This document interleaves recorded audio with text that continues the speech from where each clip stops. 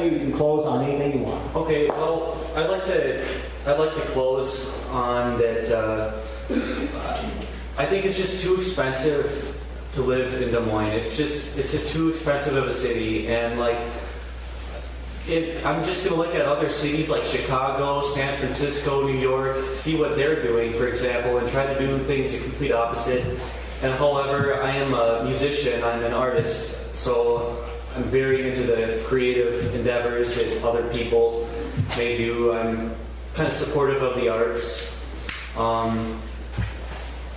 So that's how I like diversity. I like lots of different kinds of music.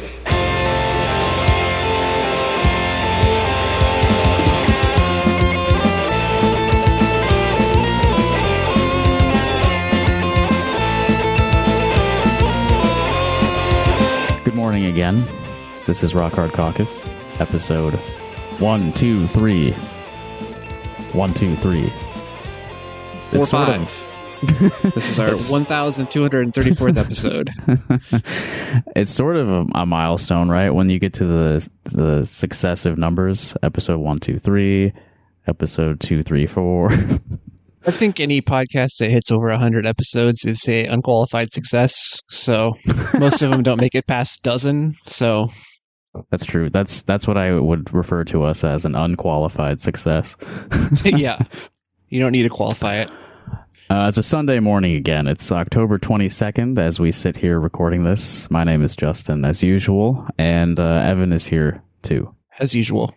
Yes. Most of the time. And we're going to talk about some local politics stuff today. Also, as usual, we're sort of, this is 2 Sunday mornings in a row. This is becoming like church for us. Maybe we should try to keep the streak going. I don't know if you're busy next Sunday. I don't believe so. Oh, I have a union meeting. That's why we record them. Yeah. I have a union meeting that day, but we could record some other time that day, maybe. Anyway, to get us started today, I wanted to talk to you about something that happened at my house the other night. Have you had any canvassers show up at your place anytime recently? Yeah, I talked to Jason Bunnell, who is running for Ward 4 City Council in Des Moines against Joe Gatto. And he was the precinct chair for the caucuses in 2020, so we had already met each other. And he came by with his kids. Yeah, he was a Pete guy. He's really nice. I would recommend, if you live where I do, that you vote for him in the upcoming city council election. I will. Gatto. No Gatto. Yeah, Gatto is the worst. Jason, he's a Pete guy, but we'll forgive him that. Incremental progress. But yeah, other than that, no. But it is nice when it's the actual candidate, versus just a minion. A lowly servant. Yeah. So the other night when I was watching the Iowa City Council meeting at the time, which was visited by internet Nazis. I don't know if you saw that. Yeah, I did. There were some Nazis doing public comments, so that was great fun. But while that was ongoing, a canvasser visited, and I was already in a bad mood from the racist stuff at the city council meeting. But a canvasser showed up, and she had little door hangers for these 3 Iowa City school board candidates: Jacob Onken, Micah Brockmeyer, and Robert Decker. Now, again, I was in a bad mood. I'm usually very nice to canvassers regardless of how awful their candidates are, but I had to be frank and honest with this woman. That's always a good thing to be. And it's mostly I was doing guilt by association because this guy, Jacob Onken, I dislike immensely. So I told her I'm absolutely not voting for these guys. And I said that they're real pieces of shit. I was not aggressive. At least I don't feel I was aggressive. But I just said, hey, look, these guys are really bad. Have a good night. But the reason I dislike Jacob Onken so much, he ran for Iowa House in 2022 against Eleanor Levin. And I just pulled up this Gazette article when he was running that campaign. And here's just an excerpt from that. The Gazette asked him, What do you think are the 3 most important issues the state is facing? What would you do to address them? So he's running for the state legislature at this point. He lost that race, of course, and is now running for Iowa City School Board. He's aiming his sights a bit lower. But this was his answer to the 3 most important issues the state is facing and how to address them. First up, he says, protecting the vulnerable. What do you think that means, Evan? Homeless people, the down and out of our society, racial minorities. I know what it's not going to be any of those. Yeah, you would hope, but it was, he continues, from the time of conception, individuals inherit the right to life. I fully support the Life Amendment, which would improve the Iowa Constitution to explicitly reject the right to an abortion and reject the principle of tax-funded abortion. Issue number 2, medical freedom. What do you think he's talking about there? He's talking about blazing it up. He's That's right, yeah. 100% for medical freedom to blaze it up, 420 style. Mm-hmm. Yeah. Legalizing cocaine for medicinal purposes. Yeah, stuff like that. Well, medical freedom, what he means is, I want to live in an Iowa that protects my medical freedoms by opposing jab mandates and forced masking. We must limit the government's ability to quash our God-given rights in situations like COVID in the name of public health. Okay, I feel like when you are running for office and using a term like jab mandate, that is unserious. Yeah, I got a jab mandate for you. Punch people like this in the arm. Give them a jab. I mandate it. Then by law. School choice was his third most important issue, which is self-explanatory. I don't even know how to make a joke about that one. Yeah. I mean, this is before that law passed, though, right? Right. So he got what he wanted. Yeah, we can even though he lost that one off. Okay, and then there was another thing I wanted to mention in this article. They ask him specifically about public schools, and along the lines of the school choice thing, he says we should encourage competition in the schools. This makes your spine tingle.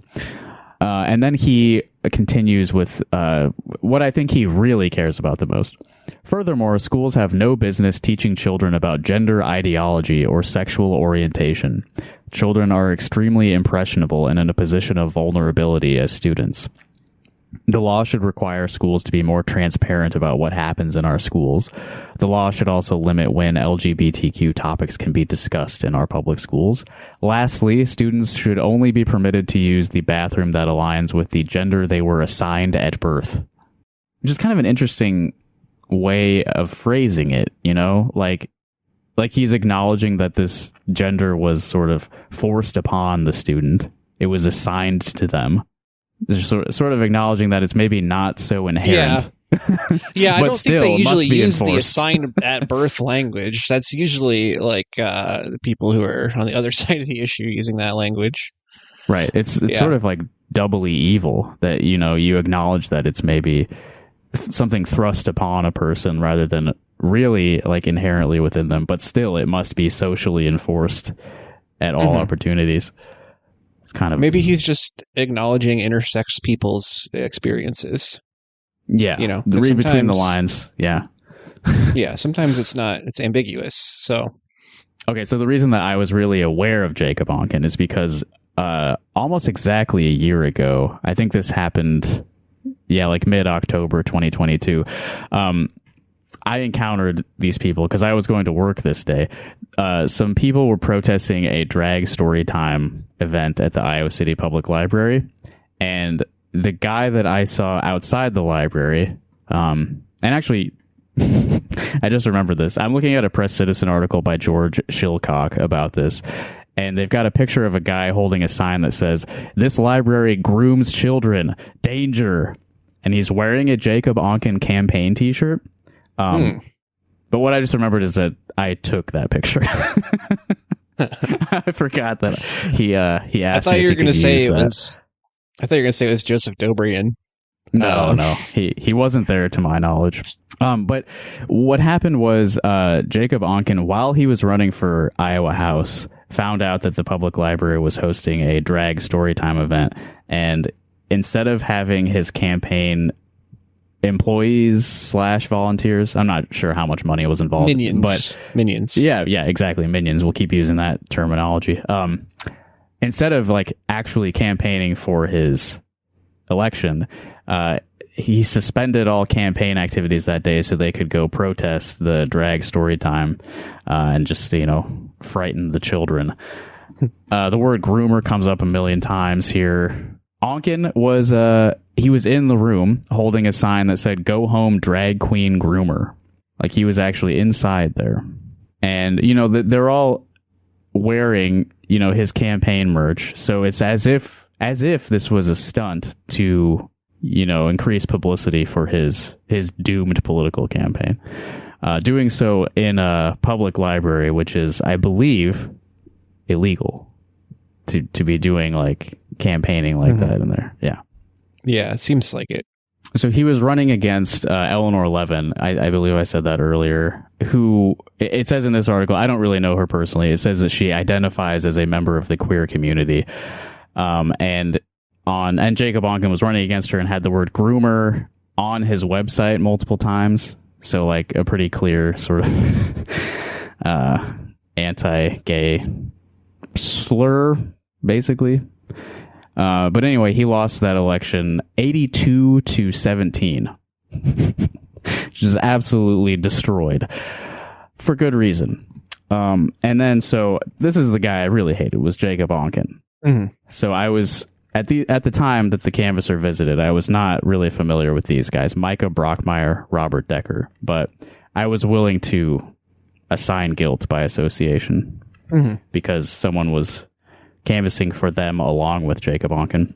But I figured I should look into them a little more, so I would have something to say on a podcast about them.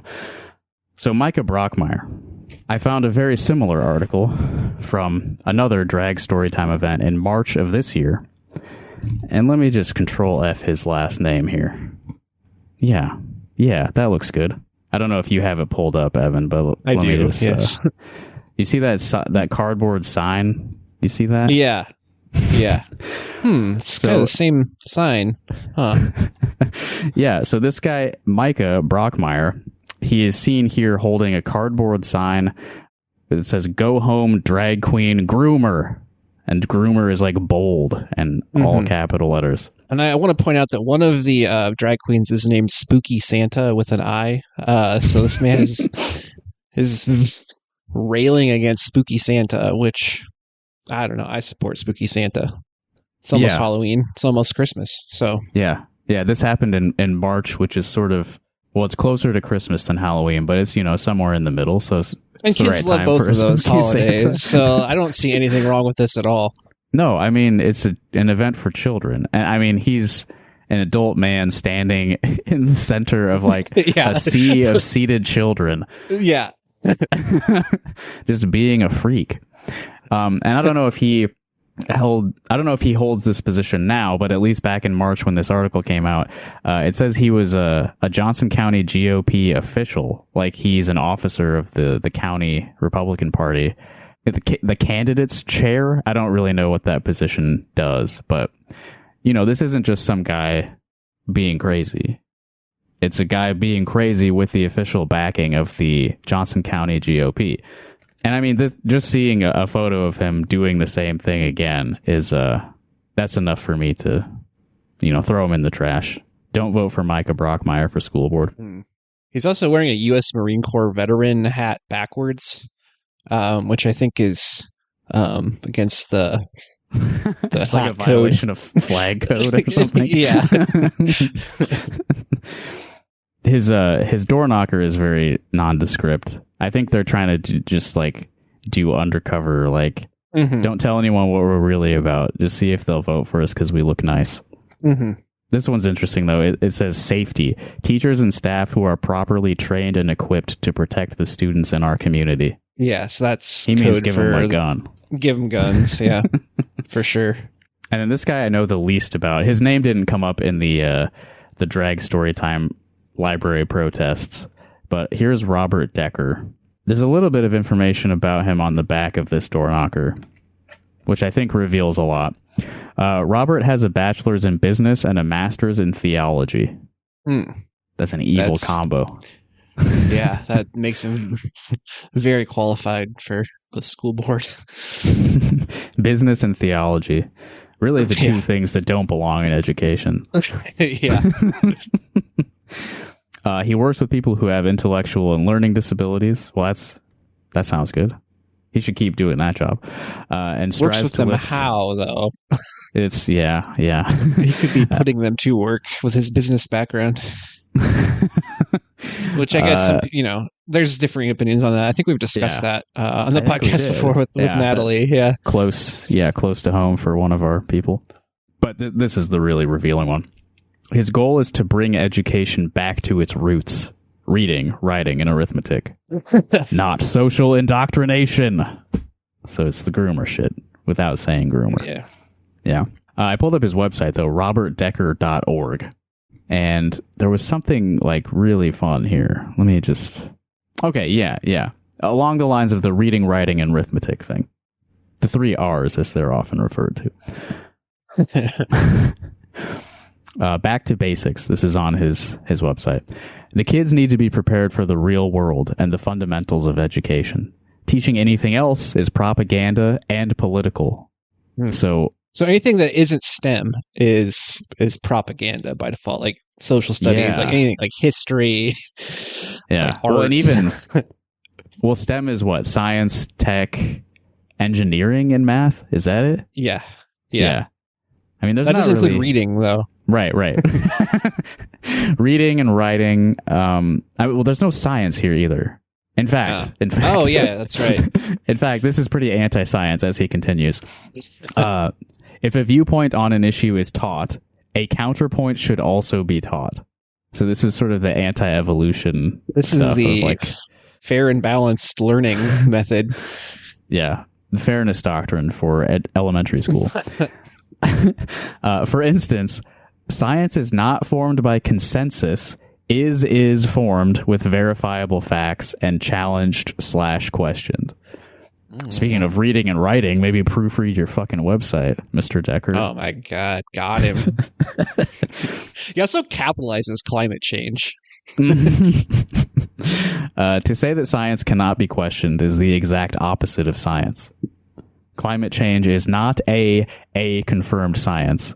It is it is, as the so-called scientists say, a consensus. That's an interesting distinction. It's not confirmed. It's just most scientists do believe that it's a thing. Yeah. He doesn't really have give a consensus. It's not confirmed. Yeah, I would like maybe a counter example, because then, like, what is science? What would qualify for that? It really is all based on consensus, right? Yeah. Observation. If climate change of any kind is taught, then there are also climate scientists who believe and have data to the opposite viewpoint. That should then be taught. Our children have to be able to use critical thinking and weigh issues and come to their own conclusions, not forced to believe one side or the other on any issue or topic. Informed choice is how you education, not indoctrination. Man. Yeah, he does. He has a lot of, I'm looking at the other stuff, but he likes to capitalize a lot of different things. Like, equality does not mean equal outcomes capitalized, but equal opportunity. Equal opportunity capitalized. Yeah. Equal outcome philosophy only leads to sharing an equal misery, also capitalized, not success, also capitalized. Yeah, the important words get capitalized. Yeah, he's got some serious beliefs. That's true.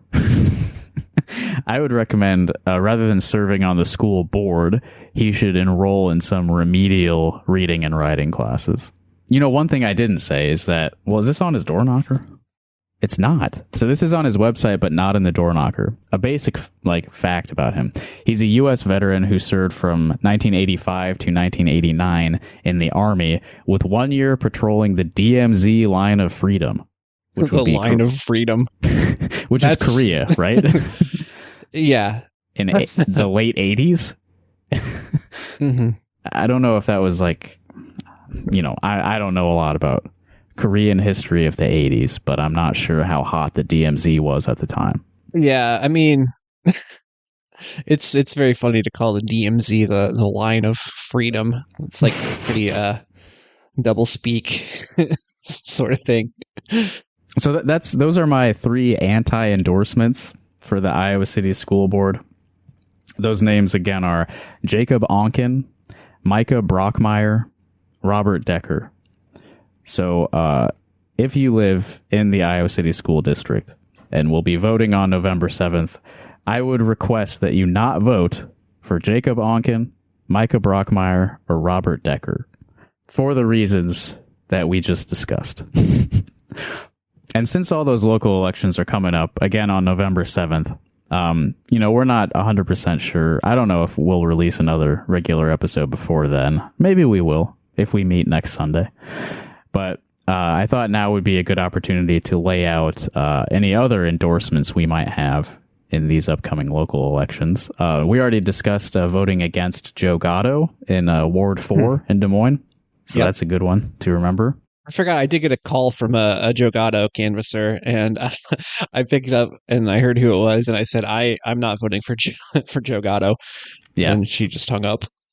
Oh, my God. Yeah. Just hung up like that? Didn't say anything? No, she just said, like, thanks for your time, blah, blah, blah. Oh, okay. All right. Real fast, though. Like, within, like, a second. Yeah, you don't want to waste time. Okay, so other endorsements. Some of these we've already talked about because, Denver Foot was on the podcast itself. Mm-hmm. Denver is running for Des Moines mayor. I think you should definitely vote for them for obvious reasons. They were on the podcast. That's the number one reason. That's a good reason. There's been some big developments in the Des Moines mayoral race. The Linda Westergaard, Carl Voss, and Joe Gatto have all endorsed Connie Boesen for mayor.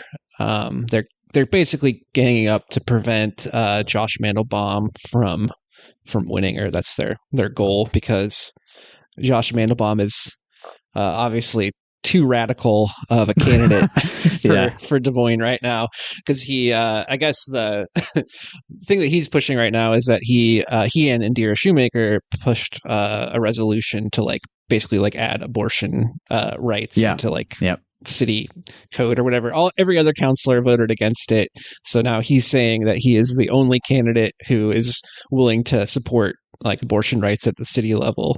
Connie Boesen saying it's a state level thing, and Denver Foot is saying I've been saying this the entire time. And Joshua Mandelbaum is not the only pro-abortion candidate on the ballot. Yeah, I mean, Denver has been an abortion activist, among other things, for a really long time. So Josh is obviously not the only candidate, but they're very rude people, and they dismiss Denver as not a serious campaign, because Denver doesn't have the backing of, very serious Des Moines rich people. Yeah. Yeah. Her property developer brothers, anything like that. And Denver also recently participated in, pro-Palestinian protests. And I obviously no other candidates are going to touch that. So Denver deserves a lot of credit. Sure. Yeah. For sure. Another local to me, although, I can't vote in this race because I live in the Superior city of Coralville, but in the Iowa City Council race in District A, Laura Burgess and Pauline Taylor are running for one seat. They're running against each other. I would prefer that Laura Burgess win that election. Pauline Taylor, for those who maybe are not in the know, last summer when there was a special meeting called to denounce our podcast at the Iowa City Council. Pauline Taylor said some things about how she wouldn't want her grandchildren to be listening to our podcast. And that is not the kind of person who should be in local government. I think that everybody's grandchildren should be listening to Rock Hard Caucus. And if we're going to elect people that prevent grandchildren from hearing this show, where are we going as a society? That's not right. Laura Burgess has never said anything negative about grandchildren listening to Rock Hard Caucus and is therefore worthy of your support as a Rock Hard Caucus listener. Yeah. So if anyone wants to know, it is okay for a grandchild to listen to the Rock Hard Caucus podcast. We get a lot of comments. It tends to be on like our YouTube and whatever, asking if it's okay for certain people of certain age ranges or certain persuasions to listen to the podcast. And the answer for grandchildren is yes. Yeah, absolutely. Yeah. We do have the podcast marked as explicit on iTunes or Apple Podcasts or whatever it's actually called. So that means that we say bad words like shit. It means that we're naked when we record the podcast, but you can't see it because we're in an audio format. That's right. Yeah. I always put a shirt on if we record the video, but other than that, and I mean, I first heard the word shit from my grandmother. So like, if that's not how it works with your family, I don't know what's going on, but yeah. Oh, for sure. Appropriate for grandchildren. Definitely. And then another endorsement that's very close to us as a podcast, Dexter Merschbrock running for re-election, Cedar Rapids School Board District 4. Dexter is one of the only, the only member of the Cedar Rapids School Board who is willing to stick his neck out for any purpose. The rest of them seem to be just like a status quo, go along to get along type people. Dexter is actually willing to take a stand on certain issues. I don't know if you are aware of this, Evan, but the person running against Dexter in the Cedar Rapids School Board District 4 went to our high school. Did you know Caitlin Byers? I did not. What do you know what year she graduated? I don't remember. I think I barely knew her. I think she was in like choir and stuff. Well, I was definitely not in choir. Right. I wasn't really in anything, actually. But I was, not even there a lot of the time. But no, I do not recognize this name or her picture. Yeah, I only vaguely But Dexter is the homie, her. and we support Dexter. He's also been a guest on the podcast. Right. That's why he earns the endorsement. That's the number one reason. Mm-hmm. And because he's like just a sensible, like reasoned, well read individual. And he's a mailman. You got to support your post office workers. Yeah. But I bring up his opponent because there was an interesting article in the Gazette written by Grace King, September 29th, so last month. So Caitlin Byers, our former classmate who we recall with much fondness, she filed some paperwork to run against Dexter, our friend, and it seems like she didn't meet a lot of requirements that are supposed to be like legal requirements for completing this paperwork. Yeah, which under it's the Abby Finkenauer situation all over again. Yeah, that's right. Remember that? Yeah, I mean, under most circumstances, I don't consider these requirements to be like, I don't really give a shit. Honestly. Yeah, right. But yeah, some of them are very silly, but some of them are like kind of eye raising.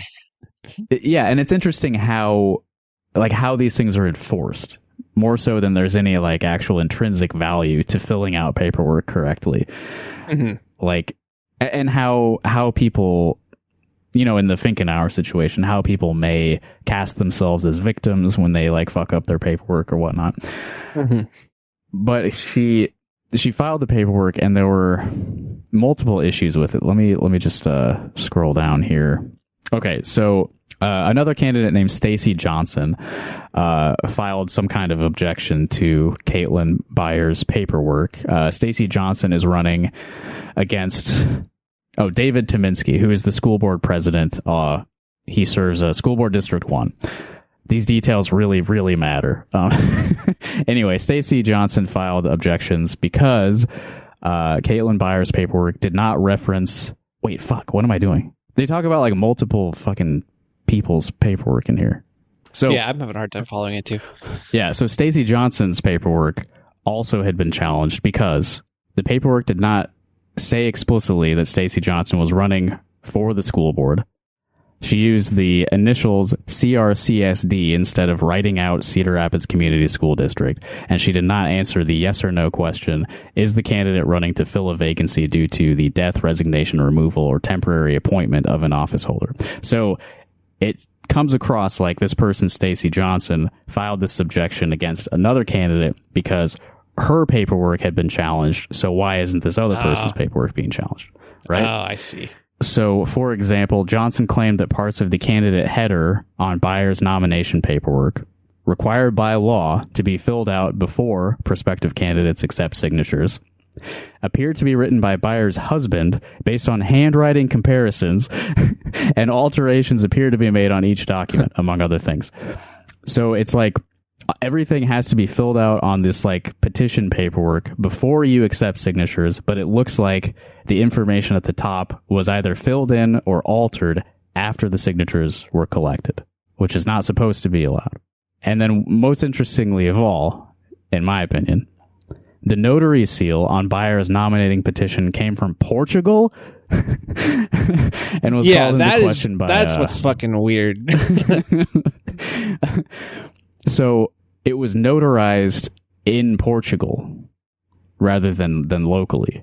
Byers told the Gazette that she was visiting her brother in Portugal and was informed that to file my paperwork, I needed the affidavit notarized. I tracked down the only notary in the city who was happy to assist. So in order for her to meet some kind of like filing deadline, she had to get this stuff notarized while she was out of the country. And this is... according to Matt Warfield, the Lynn County Deputy Auditor, this is the first time this has ever happened. That they've had a notary seal on a candidate's paperwork in the state of Iowa. It never happened before, according to him. Interesting. Well, apparently, I'm just doing some Googling, and apparently the U.S. Embassy offers notary services to be used for documents inside the United States. So for exactly this purpose. Yeah, so like that doesn't seem like it seems like there would be some like discrepancy between like Portugal's laws and United States laws for that sort of thing. But if it is like someone who's like a notary who's authorized to work in the United States, then it's probably fine. But yeah, very weird. It's just strange. Yeah, like I don't really think this is all that important, but it's interesting how multiple like members of the school board, so Dexter's colleagues, rejected the objections to Caitlin Byers' paperwork.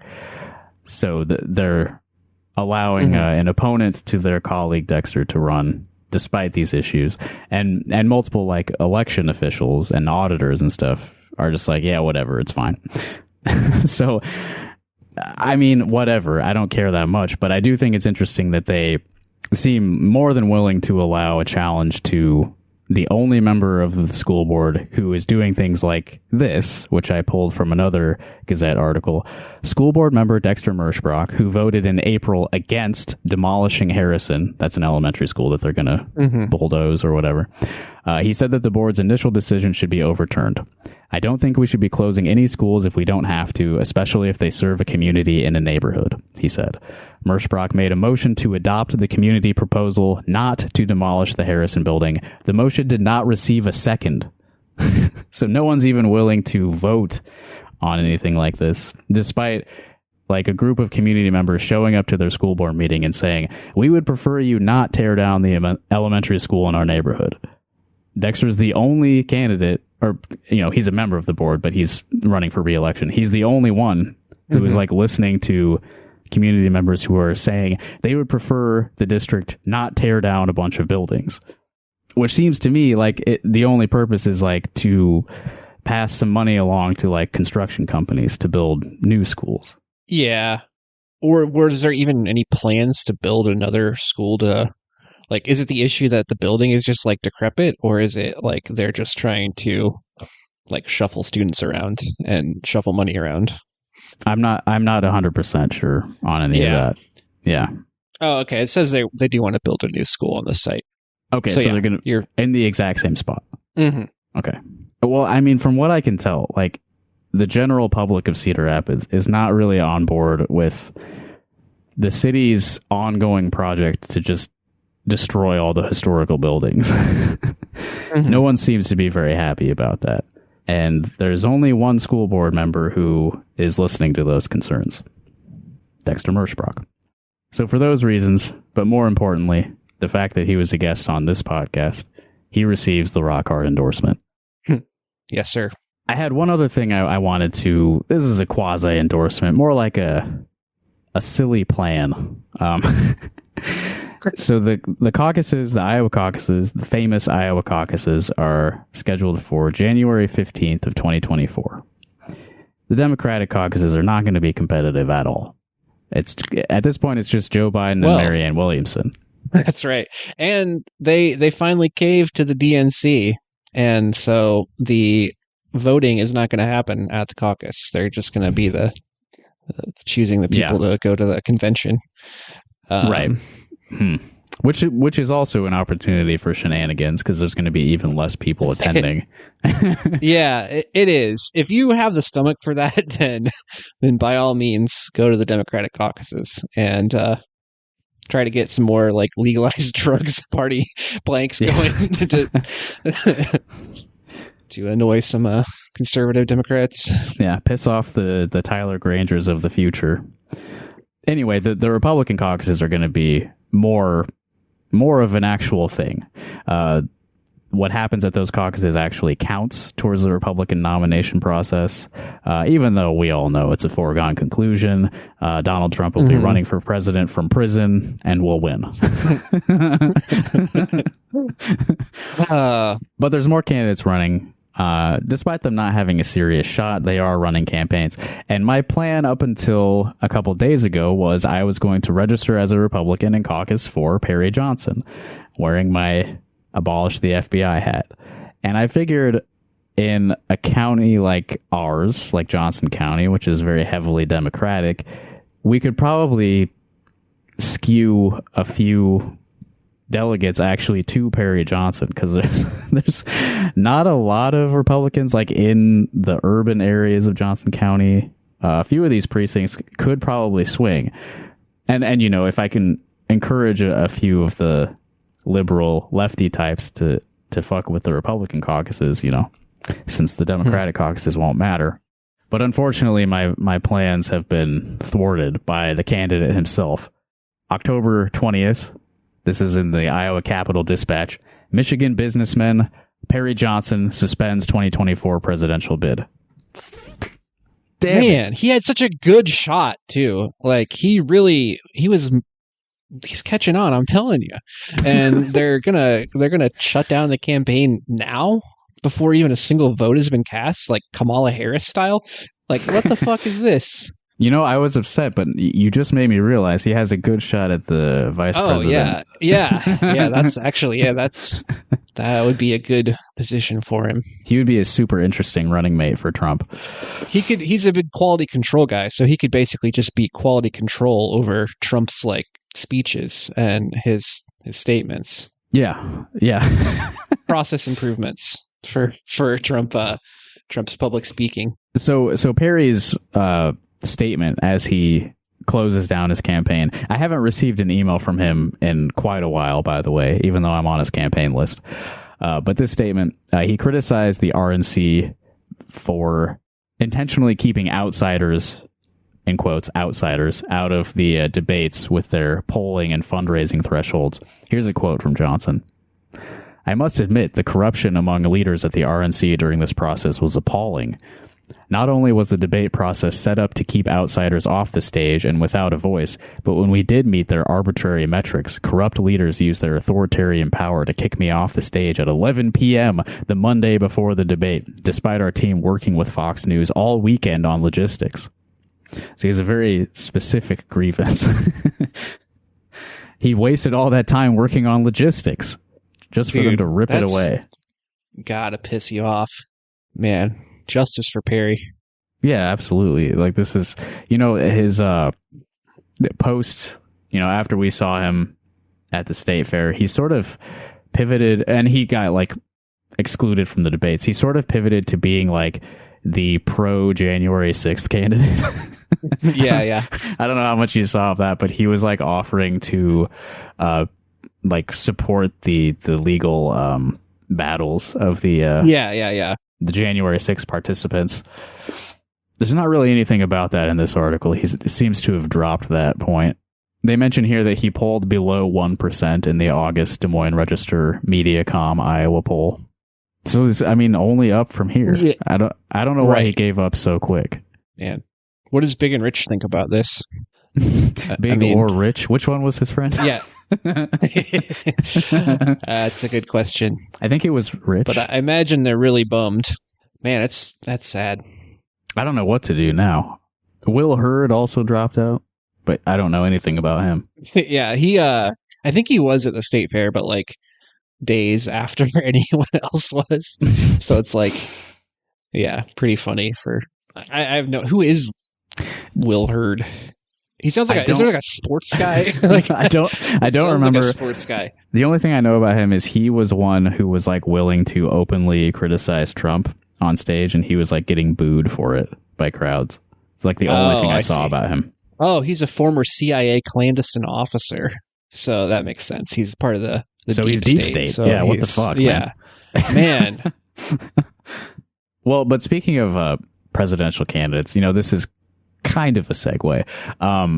Marionette Miller Meeks recently hosted her 3rd annual event. So this is an event where she invites a bunch of, in this case, presidential candidates to speak. But they called it the Triple MMM Tailgate. Triple MMM Tailgate. So that would mean MMMMMMMM, right? It's MMM squared. Yeah. Triple MMM. Yeah. Which, yeah. MMM squared. M. Lose yourself in the movement, the moment. Yeah, I mean, Vivek was at this, so I wonder if he rapped it all. Well, anyway, but before I get into like what happened at the Triple MMM tailgate, have you been following the Speaker of the House situation at all? Yeah, a little bit. Jim Jordan's not going to be the new House Speaker, and they had a sit-down meeting. Well, I mean, he like lost votes every single time. He was like 8 votes short the first time, and then they did 2 more votes, and he was even further behind both times. Yeah. And then they had a meeting with him, with the people who were like holding out, and they're like, "You are not going to become Speaker. There's no deals to be made. You will not be the Speaker." And now there's like no one else to fill the ranks, and they might make that Patrick McHenry guy keep being the temporary speaker for like the next year. He's interim. Yeah. Over a year. Yeah. It's pretty funny. I mean, it was really funny when wild, yeah. They did that to Kevin McCarthy, and now it's the same thing is happening to whoever they put forward to replace him. Pretty almost good. Like Kevin McCarthy wasn't the problem. Maybe there's like divisions inside the party were the problem. Yeah, it's fun. That's great. It's a great thing. It's been a nice, refreshing cheer up from the other horrible news that's been out. So something we can all be happy about. Yeah, there's I don't know if it's in the statement that I pulled up here, but yeah, a lot of the like complaints about how this is a mess. We need a speaker. We need a speaker so we can send more money to Israel. I've seen multiple statements like that. Jim Jordan, of course, lost because he has a lot of baggage as it relates to wrestling assault. Covering up horrible things. Yeah, unfortunately, actually, that doesn't seem to weigh into anyone's decision-making process. Yeah. The fact that he's got like the skeletons of children in his closet, no big deal. It's more of just bullshit political far-right intricacies.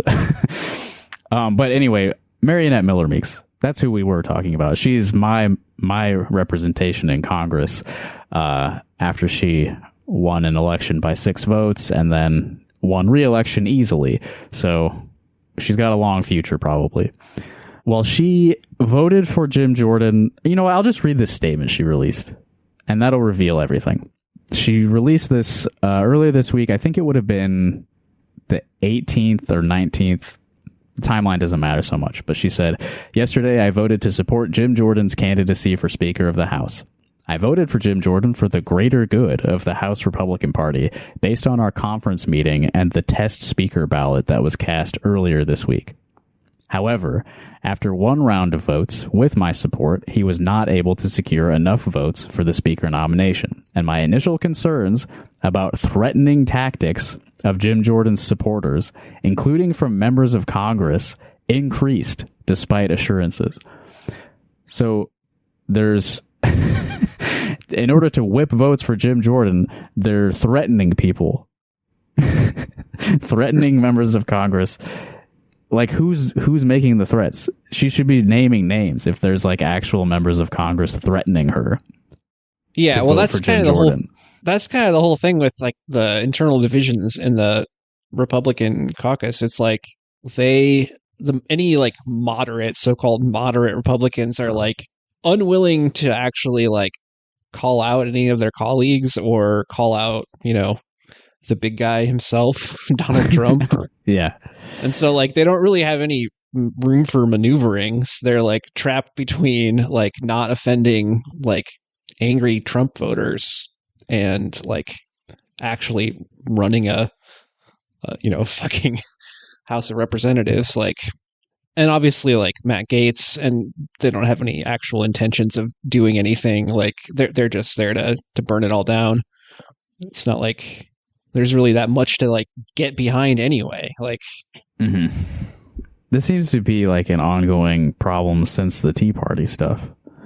They don't even talk about like, there's not even like any discussions about like deals they're trying to make. Like, we'll support you if you give us this. Like they don't have like anything that they're even like talking about other than we need a leader. We need someone who is a non-specific leader who is not going to like trample on our extremist voters, but also isn't going to work with Democrats. Like, well, so dysfunction is the purpose, it seems. Like, I mean, that's the ultimate. I guess.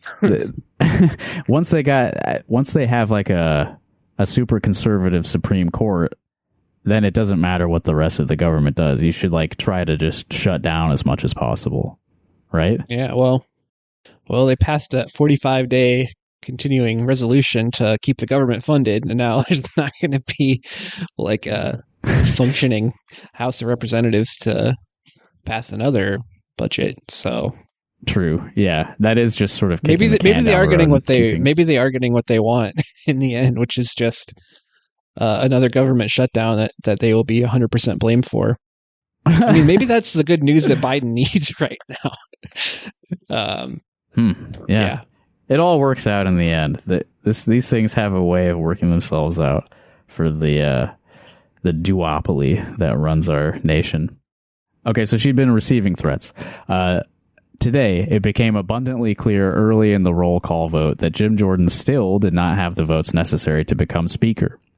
Given the concerns I had before any vote and the ability of the Speaker designee to unify the conference, I voted in support of Appropriations Committee Chairwoman Kay Granger to serve as Speaker of the House. Have you ever heard that name in your life? I have not, but I did see that, I don't remember what article it was, but apparently that Kay Granger like pointed at her and laughed when she voted for her. So it was like totally just a protest vote that had, she was like, I'm going to vote for my friend. Yeah, it's pretty fun. I voted for Chairwoman Granger because she has demonstrated great leadership this year by bringing forth and passing fiscally responsible single subject appropriations bills and is a staunch conservative. Okay. However, since my vote in support of Chairwoman Granger, I have received credible death threats and a barrage of threatening calls. The proper authorities have been notified, and my office is cooperating fully. So, like, Jim Jordan's got a posse. He's got people willing to make death threats for him. I mean, yeah, God. Can you imagine what's going to happen if Trump doesn't win? Like, January 6th is going to happen again, and probably going to be worse if, like, people are getting death threats over a fucking House Speaker nomination vote for Jim Jordan. For Jim Jordan. The world people are famous, everyone's favorite, Jim Jordan. Yeah, it's going to be fucking insane. Like, unprecedented times. Oh, it is in here. All right. Well, she says she hates bullies and anyone who threatens another with bodily harm or tries to suppress differing opinions undermines opportunity for unity and regard for freedom of speech. That's why I spoke out forcefully against censorship and suppression during the COVID-19 pandemic. So, me getting death threats, this is exactly why I talked about medical freedom 2 years ago. Yeah. This is the same thing. This is why I spoke out against those jab mandates. And then in the end of this statement, she says, our party needs a consensus candidate so we can get back to the work, forwarding appropriations, supporting Israel, and stopping the insane policies of the Biden administration. So she brings it all back to how Biden's the real enemy. Mm-hmm. And Israel is the real friend. So this was like looming large as we approached the triple MMM tailgate. So in this Gazette article from Tom Barton, they have a really great quote from Marionette Miller Meeks. Miller Meeks reported that she received death threats Wednesday after voting against Jordan, and other anti-Jordan House Republicans also reported death threats and threatening calls. Here's the quote. I am never going to quit fighting for Iowa, and I am never going to quit fighting for this country. So if you think you can intimidate me, go suck it up, Buttercup. Man, she's so tough. Yeah, this is coming from a woman who's about 4 feet tall. Mm-hmm. She doesn't really have the vibe of a typical Republican politician. She has more of the vibe of like a school teacher. Yeah, definitely. Yeah. There was something else I wanted to talk about in this article, the Buttercup article from Tom Barton of the Cedar Rapids Gazette. I think I said this a few minutes ago that presidential candidates spoke at the tailgate. And, the subject of the day is the Israel-Palestine, heavy quotes, conflict, which I'd be more inclined to refer to as an ongoing genocidal project.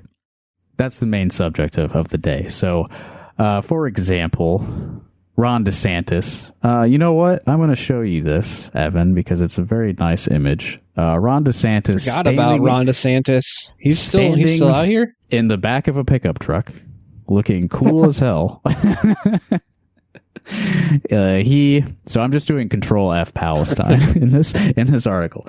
Florida Governor Ron DeSantis repeated his calls to deny Palestinian refugees entry into the United States and criticized students protesting Israel's actions in response to the attacks, calling them Hamas supporters. He vowed to revoke student visas and deport foreign nationals who support Hamas. Oh my God. Part of his quote about refugees. We don't want to import the pathologies of the Middle East here. Oh my God. It's just the racist as hell. Like, what the fuck, man? That's like the Trump travel ban, but like even more explicitly racist. Yeah. We don't want the pathologies of the Middle East. We got our own pathologies over here. For sure we do. Pathologies. You don't want to mix up the pathological gumbo. It's a lot of pathologies. What about Nikki Haley? She's a moderate, sensible Republican, right? Yeah. Yeah. All right. So, in the wake of the surprise attack by Hamas on Israel, Haley called on Israeli Prime Minister Benjamin Netanyahu to, quote, finish the Palestinian militant group. So she agrees with Joe Biden. That's the moderate position. The moderate position on this is that we forcibly remove people from their homes with no hope of ever going back. That's the moderate position right now that Joe Biden and this is it's enraging. Yeah, evil shit. Haley celebrated the announcement Friday that Hamas had released 2 Americans who had been held hostage in Gaza. 2 prayers were answered, Haley said, but said President Joe Biden should not give the Hamas any leniency for the release of the American hostages. So they just you release them for no reason. We're not going to. You don't get anything in return. That Joe Biden isn't calling the shots here. The Israeli government is. So yeah. Mm-hmm. He's kind of hemmed in. Can't lose our greatest ally in the Middle East over Haley's milk toast objections to genocide. Right. Yeah. Haley said the United States needs to do more to support Israel by providing military aid as well as pulling government funding from universities with students and staff who hold protests in support of Palestinians. That is batshit. Yeah. Pull government funding from universities with students and staff who hold protests in support of Palestinians. Like, that's even even if you like are on her side of this issue, how the fuck can a university control what its students do?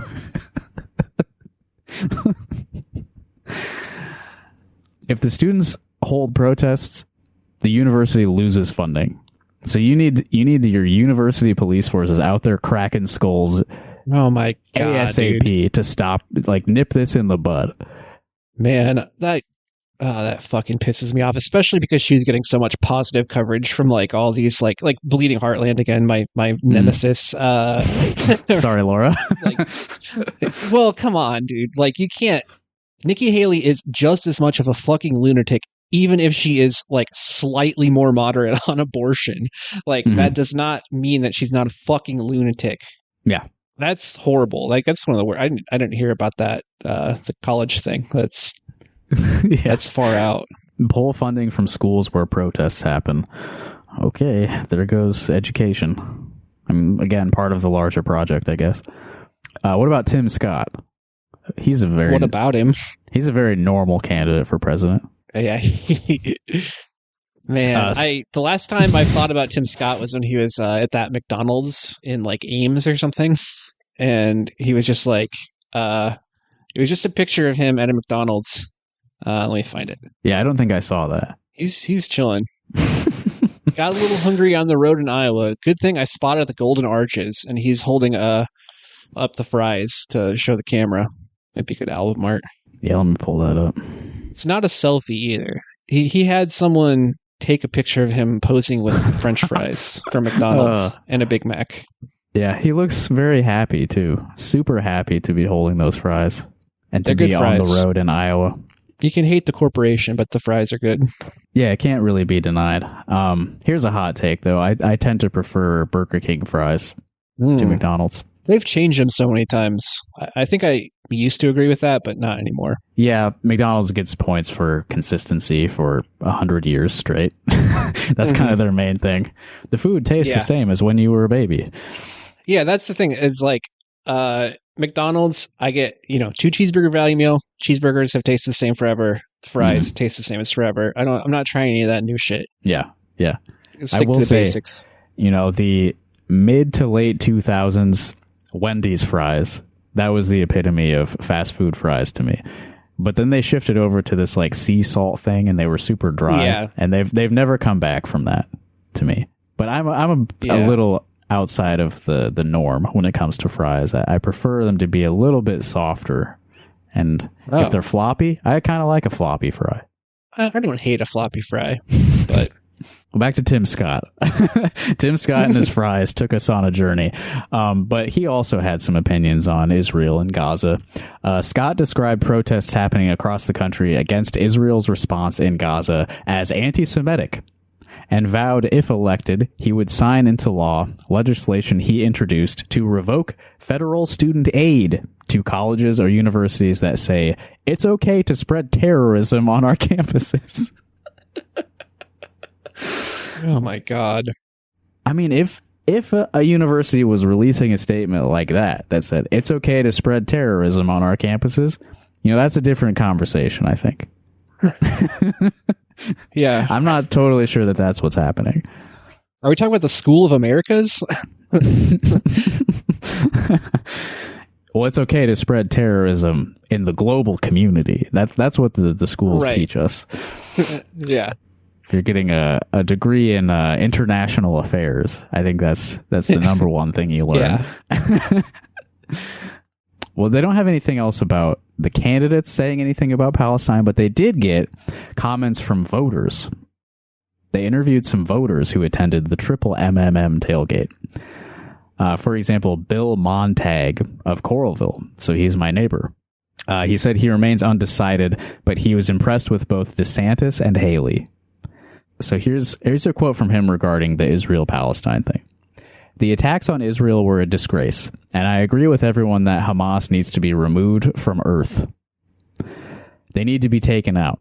It doesn't mean that all the Palestinians are bad, obviously, but it's hard for us to give aid directly to Gaza because it's essentially giving aid to Hamas. As much as the Palestinian people need it, I think we have to stand with Israel. So I still would not endorse what this guy has to say, but that's so far removed from what the candidates were saying, right? Like, that's so much closer to what I would consider a moderate position on this. Right. And this is a guy who says he's torn between Ron DeSantis and Nikki Haley, two of the most like bloodthirsty presidential candidates. Yeah. I still think it's crazy that these people haven't figured out that, like, people, I mean, obviously they didn't really have any problem with the Trump policies, but they were way more interested in his personality than I mean, like, I just don't understand how they haven't, like, caught up to this. Like, you can say crazy shit, but, like, you have to be, like, somewhat likable. You should have a personality when you do it. Yeah. I mean, Vivek kind of gets that. He's the one who... Oh, for sure. Yeah. Yeah, he's the only is one closest who does. to nailing that. But yeah, public opinion has shifted quite a bit when it comes to Israel, I think, over the past month. Yeah. For obvious reasons. There's been some interesting polls coming out that, like, the majority of people do not support sending aid to Israel or sending weapons to Israel, but they do support sending aid to Palestine. I mean, it's still close, but yeah, things are definitely changing than where it was. Yeah.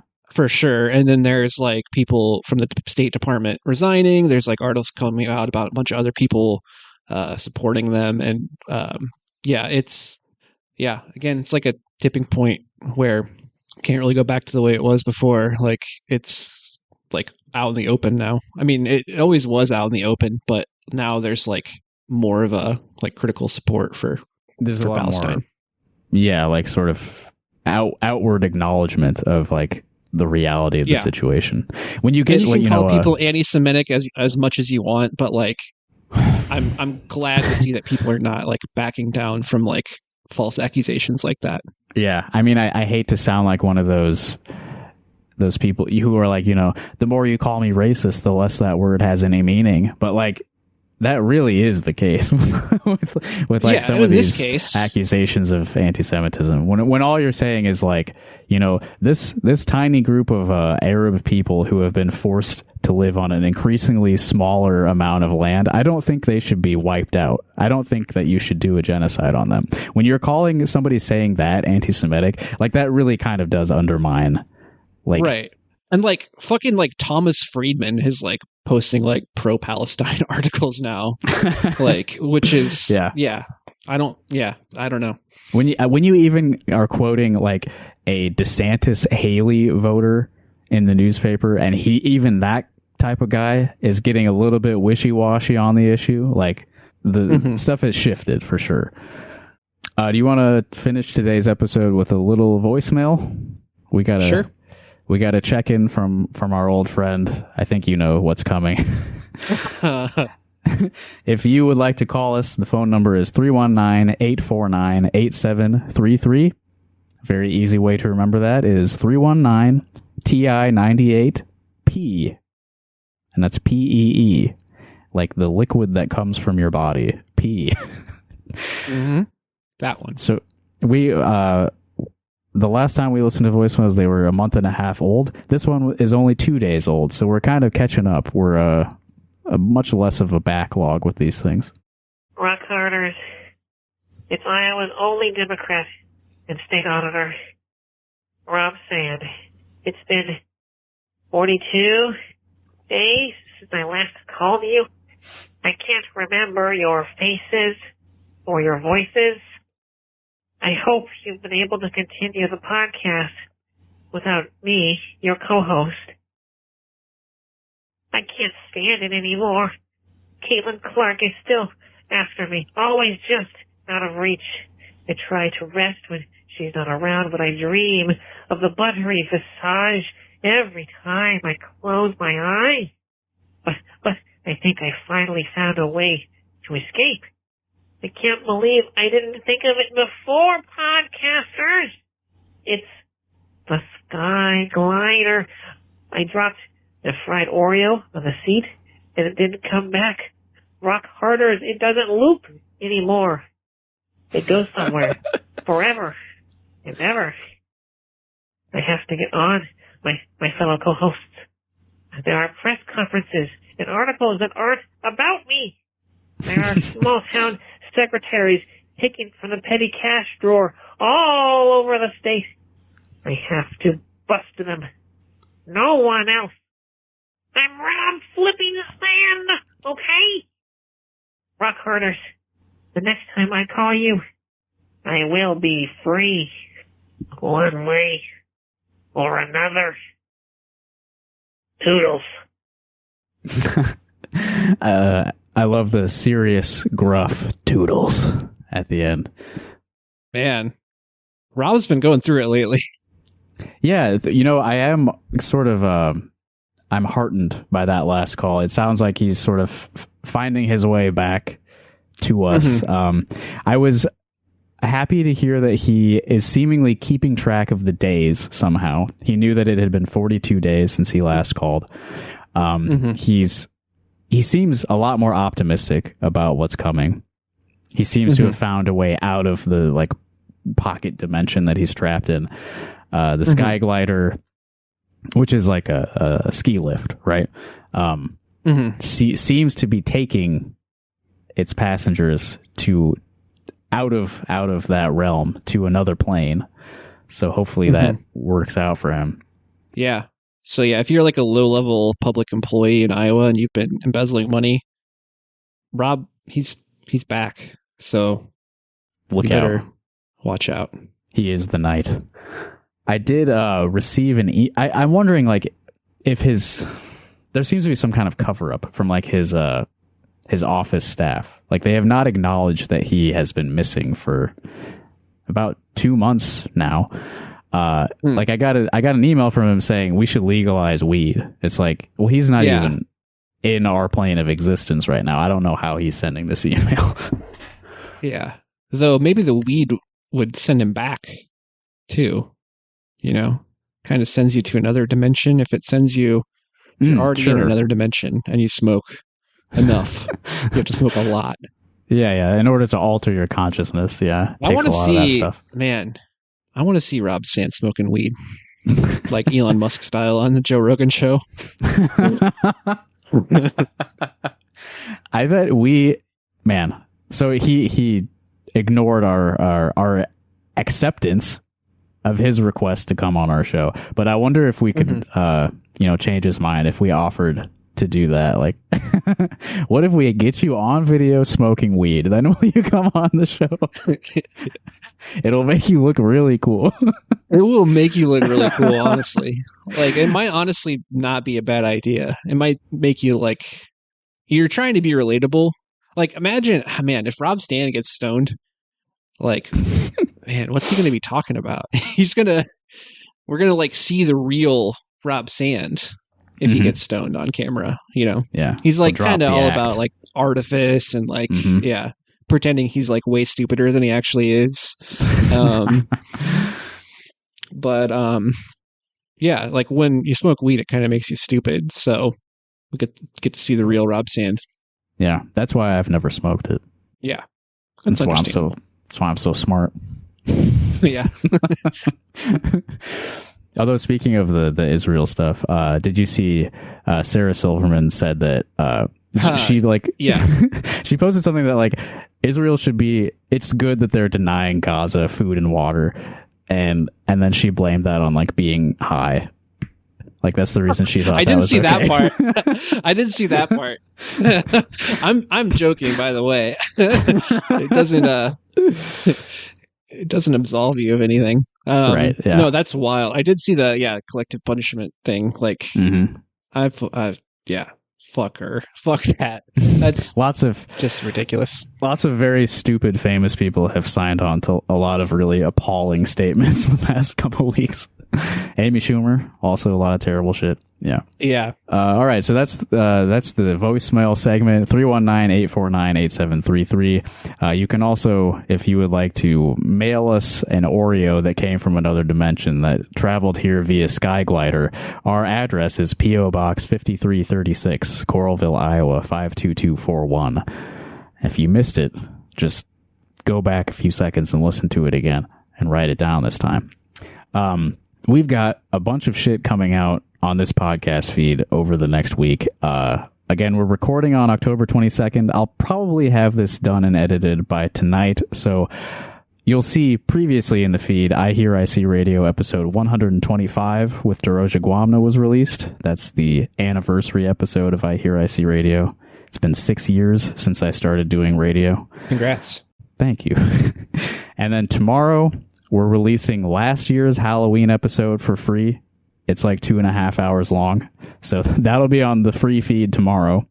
Rocktober Hardloween Carcass 3. Preparing you for the upcoming release of Rocktober Hardloween Carcass 4. Part 1 of which comes out on the 24th, so on Tuesday. And Part 2, which comes out on Halloween itself, October 31st. These are like... We do sort of like a D&D thing every year with Lorelei as our dungeon mistress. So if you're into really silly, nerdy bullshit, go to patreon.com/rockhardcaucus for the Halloween episodes that are coming out. I'm also playing some shows, so I'm not sure what the podcast release schedule is going to look like in November because I'm going to have to go out of town a few times, but I'm going to be in Indianapolis with my band BCJ's. That's all these shows.